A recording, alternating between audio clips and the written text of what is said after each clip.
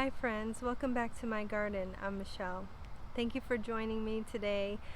This video is started out to be a little before and after of a garden bed and the backyard space that I've been working on since January.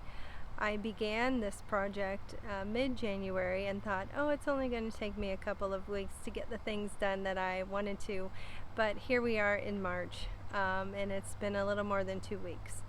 But along with seeing the changes I've made in the infrastructure back here, what you will see is some of the plants are beginning to wake up. So this is sort of like a winter garden tour slash beginning gardening season 2023, especially in the backyard area here, which is what I'm going to be focusing on today. But I'm really excited to show you what I've got and what I have accomplished so far, and to talk about what I hopefully intend to do as the months progress. I just want to thank you all for tuning in and watching. If you like what you see back here, please give me a thumbs up. Please consider subscribing. I really enjoy this gardening and documenting it, and I find such joy here, and it is quite therapeutic. So let me know if you find that to be the case for you as well. I'm gardening in Zone 9A in Florida. Let me know where you're gardening from. We've been in the 80s here, and I'm sure that there are people who are a little jealous of that. Sometimes we're jealous of all of the beautiful plants that you can grow in more northern areas that we can't grow here because it's too hot. I can't tell you how many times I see a plant, watching different gardeners, and I look it up and it's most often through Zone 8. So being in Zone 9, there are quite a few things I can't grow that I would really like to. So I guess that's the part of gardening we have to embrace. We have to embrace what we can grow in our zone and what really flourishes in our area. But anyway, thank you for coming along with me. This is a little tour of the backyard space, where we were in January and where we are now in March. And so stick with me. I plan to do more updates of the things I've got going on back here, and hopefully show you how this space is evolving as we progress through this gardening season.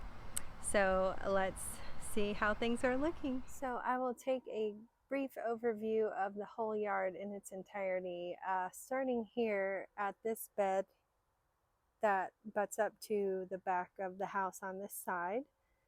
And this is the flower bed I started putting in last year with my arch here. The arch went in first, and I have 2 James Galloway climbing roses on that arch that I hope this year will really flush out quite a bit and put on some more growth, but they did pretty well in this last season. But as you can see, here's how I've laid out the bed, and you can tell over here I've started to mulch by laying down cardboard and putting the mulch on top to suppress the grass. And then the bed flows into the back, into the greenhouse, and I'm hoping to carry the bed all the way to the edge of the greenhouse and then continue the mulch around the back of the greenhouse, so that the mowing company does not have to try to go back there and get that little patch. I also want to transplant a hibiscus back there that I can just let it do its thing and become tall and provide something beautiful sort of growing behind the greenhouse in that space. I moved the arborvitae that was right here at the corner of the greenhouse just over just a little bit, and it seems to have taken that transplant quite well. And so the back of our fence here, we would like to put in a gazebo structure here, and then over here have some raised beds, and then in this section create another flower bed. And you can see here I've put down some bricks, but I will change that like 10 times probably before I'm happy with the shape. But I'm still actually collecting the bricks, as we don't have any trucks, so I can't bring that many bricks home at once, so I bring them home in small batches. And then as I span over here, You can see my hose link, which is like one of my absolute favorite garden tools or accessories. And then I have this other flower bed that butts up to this side. So there's quite a few things I want to move. There's a rosemary plant here that I want to take out. If I swing over here, there's a camellia bush down here that I actually want to bring over to this flower bed. And here's my circle space in the middle. I am in the midst of transplanting these roses.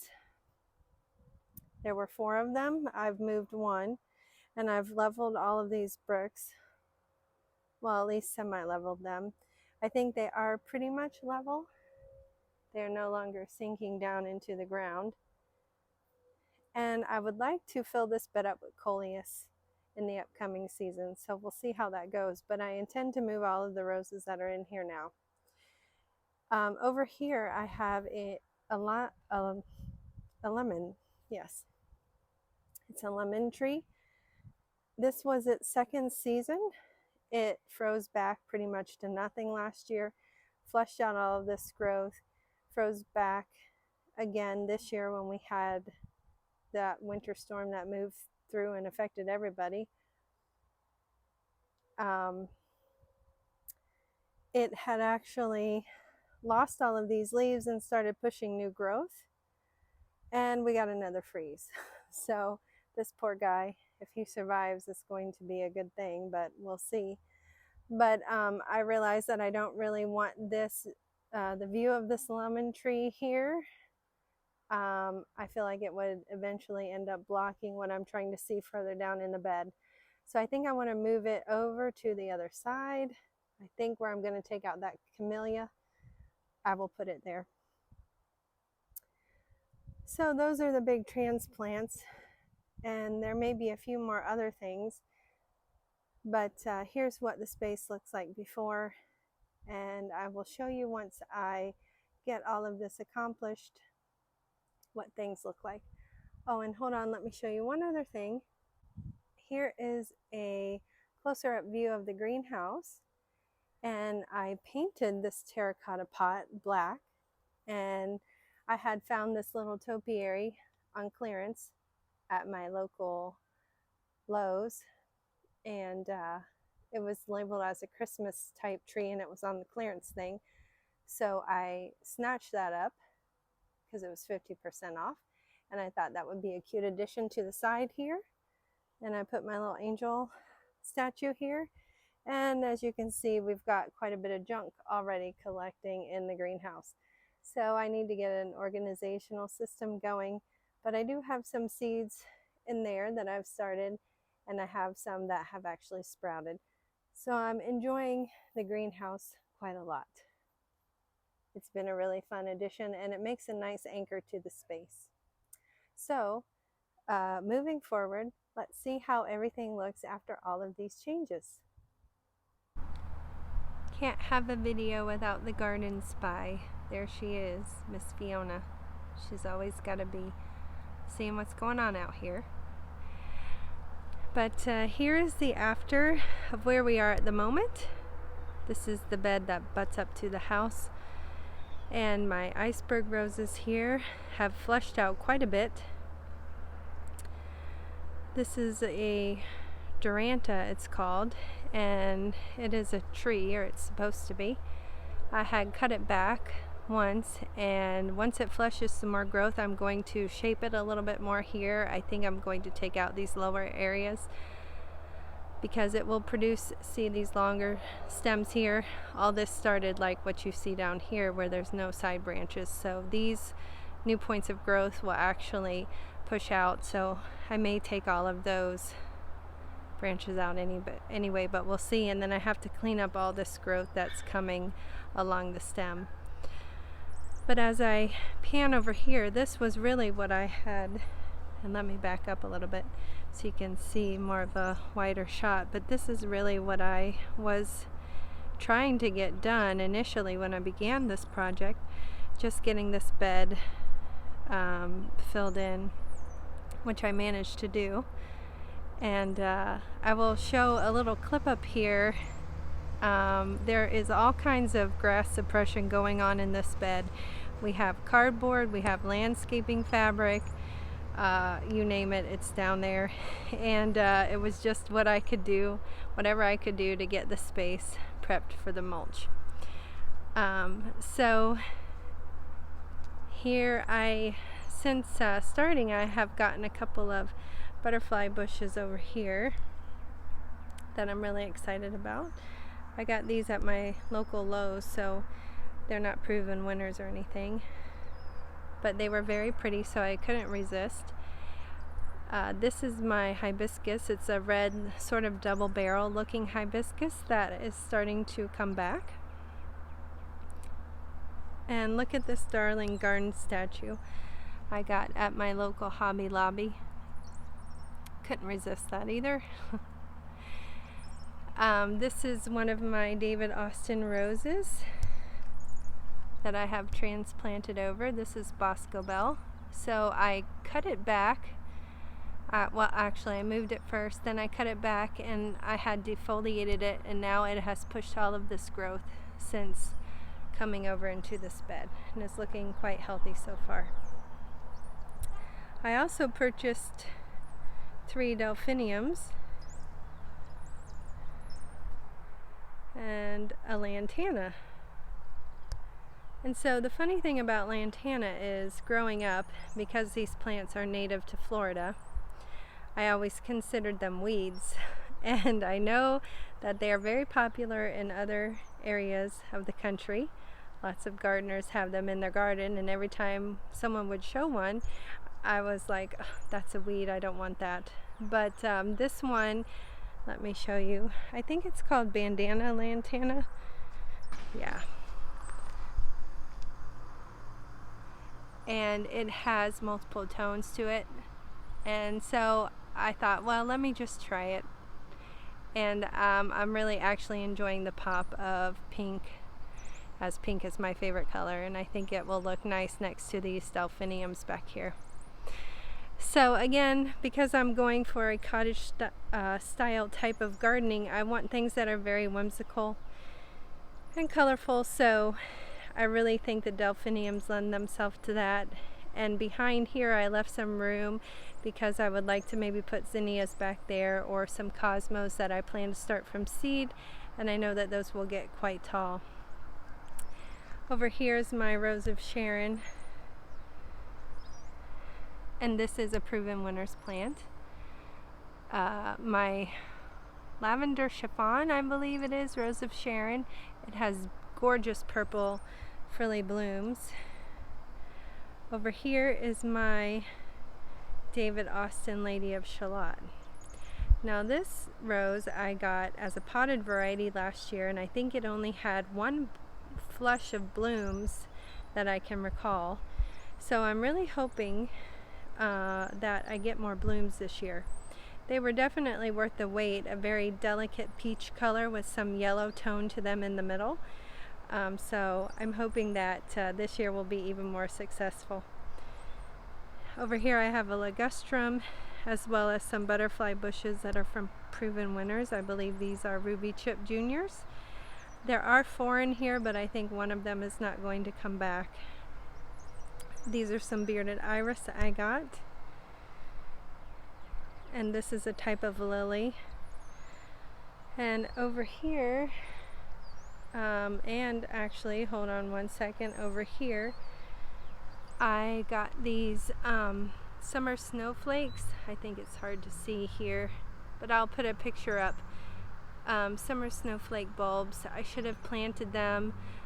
Probably I received 10 of them all together. I put 5 on each side. I probably should have just planted all 5 of them together in one mass, but I had never planted them before, so I didn't really know.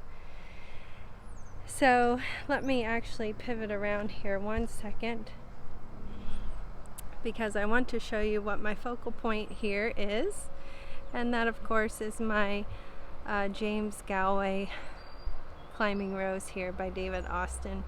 I have one here on this side and one here on this side.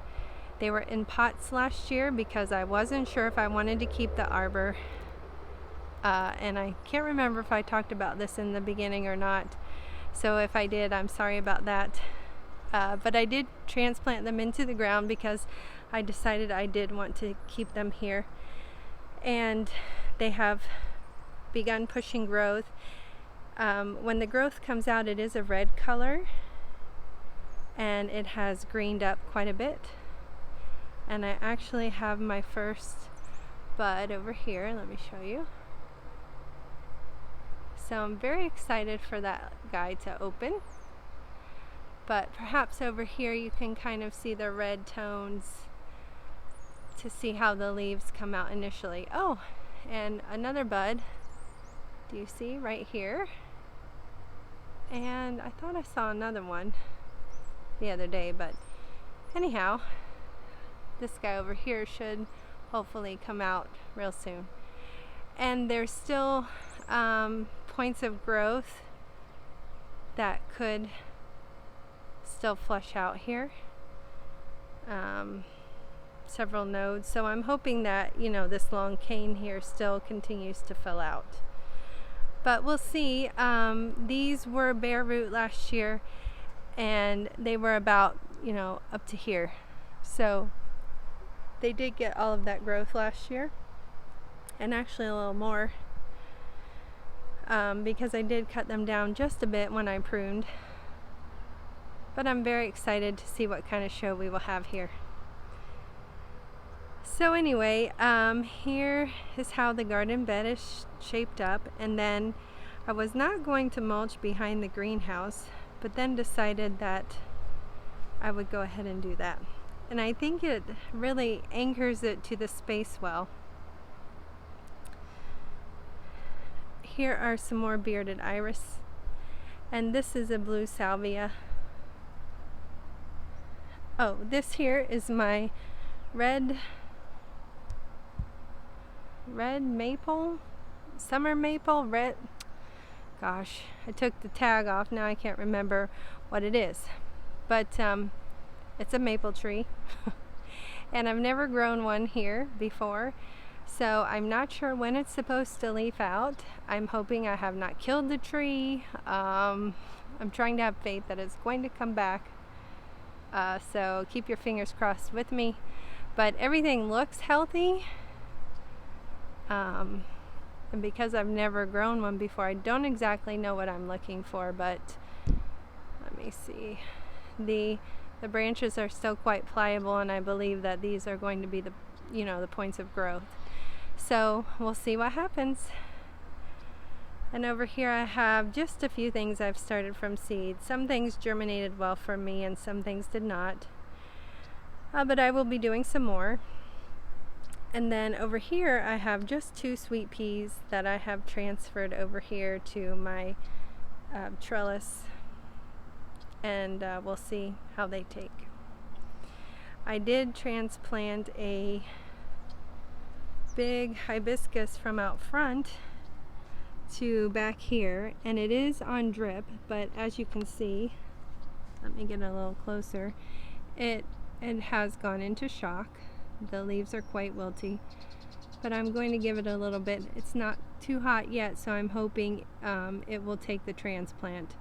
And if it doesn't, I had to move it from the space anyway, so I'm just hoping that it will go ahead and be okay here behind the greenhouse, because I can just let it do its thing and grow. The next project I need to have accomplished is the inside of the greenhouse. As you can see, I have a lot of junk accumulated already, but I have a shelf back here, and I have a little table I'm sort of using as a potting bench area, but there's nothing to prevent the grass from growing inside, so I want to lay down landscaping fabric and mulch, because I cannot afford the rocks. Well, at least I don't want to spend money on gravel at this point. So I'm going to start with mulch and hope that that's not a bad decision. So that will be my next thing, to take everything out of there and get that under control before it gets out of hand. Over here, I do have a new variety of David Austin that I ordered, bare root this season. and it has already flushed out all of this growth here. I'm not quite sure if that's focusing, but this is Munstead wood, and so I'm really looking forward to this guy. It has a gorgeous dark red bloom. I'll try to remember to put a picture on the screen of what that looks like. And there was, when it came to me, it had another portion of this that was actually, I'm assuming, damaged in shipping. So it sort of looked like a wishbone, and it had a couple of points of growth, but I think because the middle section broke off, it really pushed out quite a lot of other areas. So I'm hoping this guy really does well. Here is my arborvitae that I moved from right here to right here. He seems to have taken the transplant well. Something that I'm not sure has taken the transplant well is my magnolia tree over here. So as I span over to this side, let me start in the corner and kind of move my way over so you can see there's not too much going on over here yet, because as you can see, I'm trying to define the bed and then hopefully mulch. But in the corner I have a raised bed section that I plan to work on as well this season, slowly because of all the dirt I need to put in there. But I moved this magnolia from right here to right here, and it has shocked a little bit. Now the magnolia roots, when I dug the thing up, they did not go very deep, but they did go pretty wide. I mean, I wouldn't say that they didn't go deep, but of course I read about it after I started digging it up and after I moved it.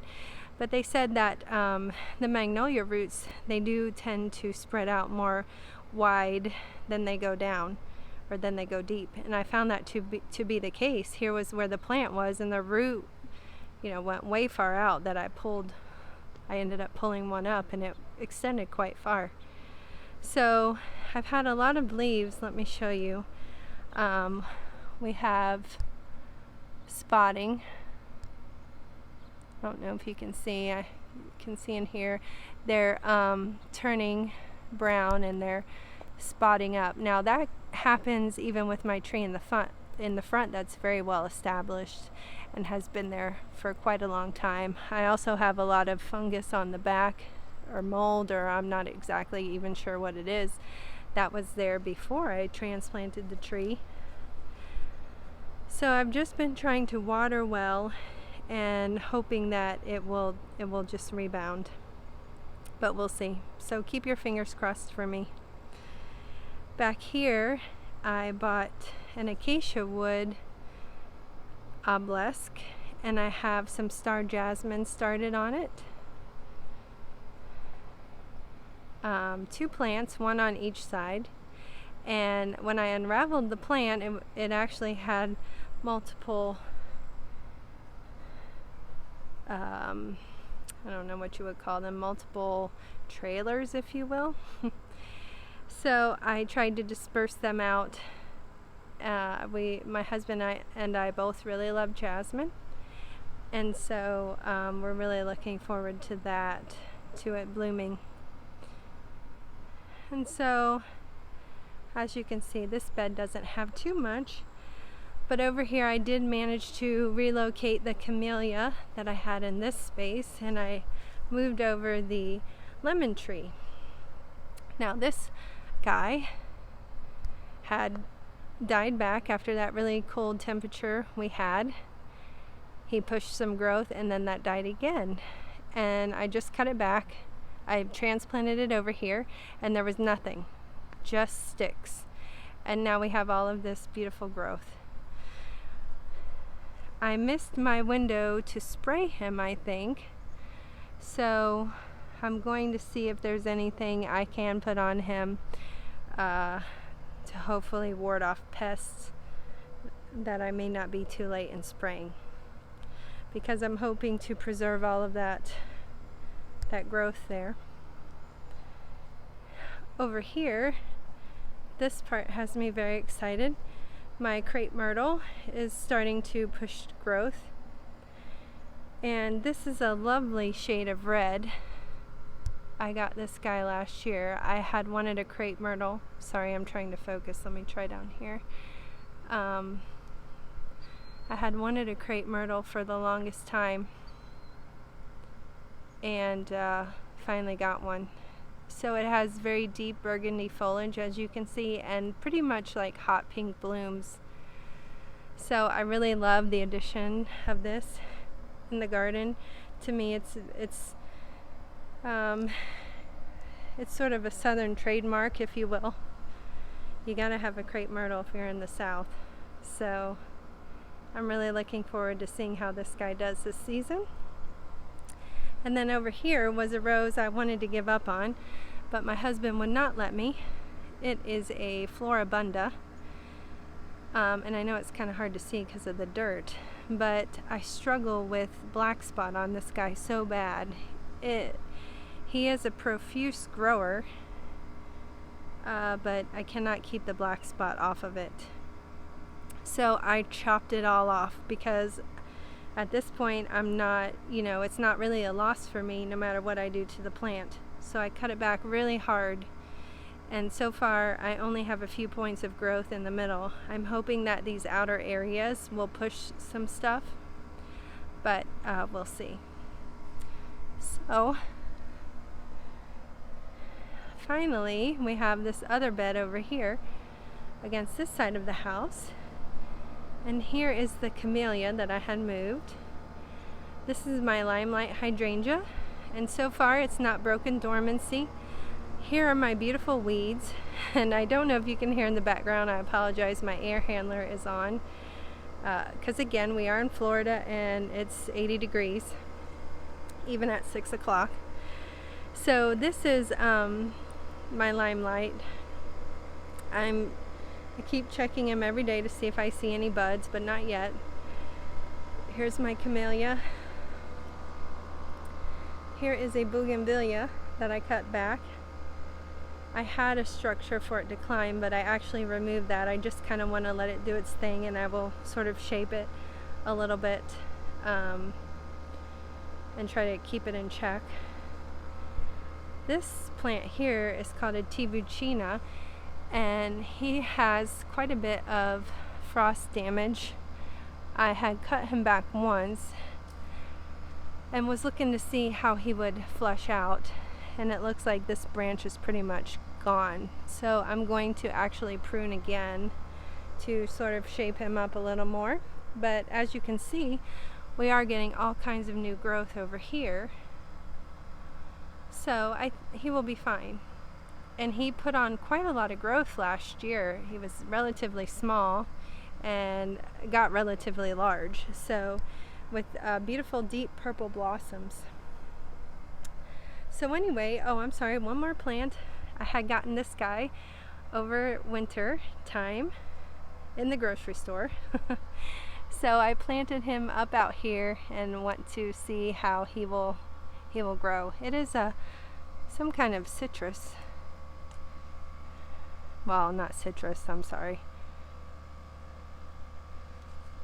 Actually, cedar is the word I'm looking for, but it doesn't really say. If you happen to know what kind of little tree this is, let me know. But anyway, that's the yard as it is today in March 2023 at golden hour. Oh, and I'm sorry, I didn't talk about my circle bed here in the middle. So I did try to level up the bricks around because they were kind of sinking into the grass in different areas, and I was able to do that a little bit. It's not perfect, but not too many things in gardening are. And it is better. So I have a couple of more roses in here. One I don't think is going to make it, and it was just damaged by the weather, I think, and it was a newer plant. And there's one other rose in the back, and I will try to transplant that, cut it back, and see how it progresses next year, or this year rather. And then I would love to do some coleus in here. That is my plan, because I really love coleus, and it grows pretty easily and well here with very little maintenance, and I'm not really run into any pest issues with it. So that's the plan for that space. And then back here we would love to put in a gazebo, but I don't know if that will happen this year or not. So here is one side complete with the mulch. So that's really my crowning glory at the moment. I'm very happy to have that done. And then hopefully this side will follow soon. But thank you guys so much for watching. I really appreciate it. Again, if you made it this far, please give me a thumbs up. Let me know where you garden from. And I just want to say God bless you, and I will see you in the next one.